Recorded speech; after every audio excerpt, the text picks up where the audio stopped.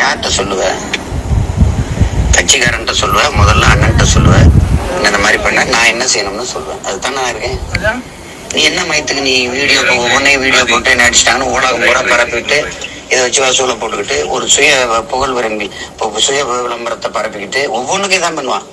பண்ணிட்டு இப்ப உலக நாடுகள்ல இருந்து எல்லா வெண்ணைகளும் எனக்கு அப்படியே அனுப்பி அனுப்பி அனுப்பி அனுப்பி வேட்சாலம் இவர் ஒரு ஹீரோ வாய்க்கிறாரு. அதுக்குள்ள செருப்பு கழட்டி அடிச்சு வெட்டி விட வேணாவனே.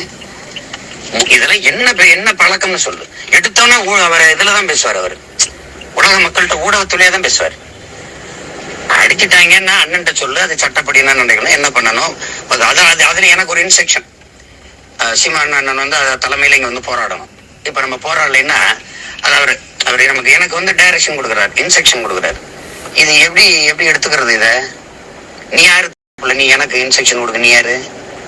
உடனே அடிச்சுட்டான்னு கட்சிக்காரன்ட்ட சொல்லு, இல்ல எனக்கிட்ட சொல்லு, இந்த மாதிரி வந்து பண்ணிட்டாங்கன்னு சொல்லு. அதுக்கப்புறம் நான் என்ன செய்யறதுன்னு சொல்றேன். உலகம் முறை அடுத்து அவர் அந்த வீடியோவை எனக்கு அனுப்பிது பூராமே தான். இப்ப பார்க்கும் போதெல்லாம் வெறி வருது. நானே பார்த்தேன்னு வச்சுக்கா, இதை விட 4 மடங்கு அடிச்சு கொண்டு வருவேன் ஓடுறா அப்படின்னு. இதுல ஒரு பல லட்சத்தை வசூல போடுவேன்.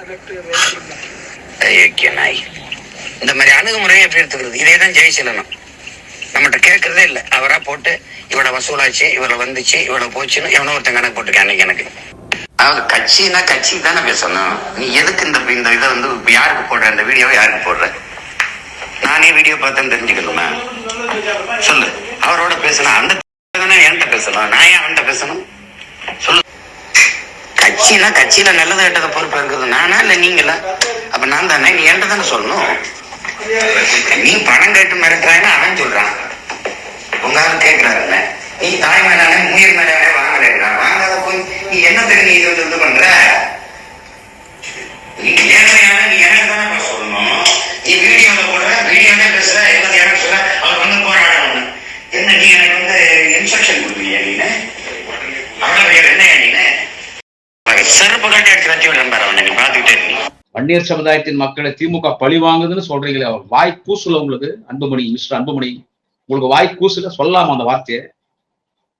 இது ஜெயலலிதா பார்த்து சொல்லணும், எம்ஜிஆர் பார்த்து சொல்லணும், எடப்பாடி பழனிசாமி பார்த்து சொல்லணும். 10.5 கொடுக்குறோம்னு சொல்லி வன்னியர்கள் ஓட்ட வாங்கி வன்னியர்களை ஏமாத்தணும். எடப்பாடி பழனிசாமி பார்த்து சொல்லணும் வன்னியர்களை ஏமாத்திட்டாங்கன்னு சொல்லி அதிமுக பார்த்து சொல்லணும். திமுக பார்த்து சொல்லாம வன்னியர் சமுதாயத்தின் மக்களுக்கு 100% நன்மை செய்த ஒரே தலைவன் இந்த உலகத்தில் ஓய்வு கொடுத்து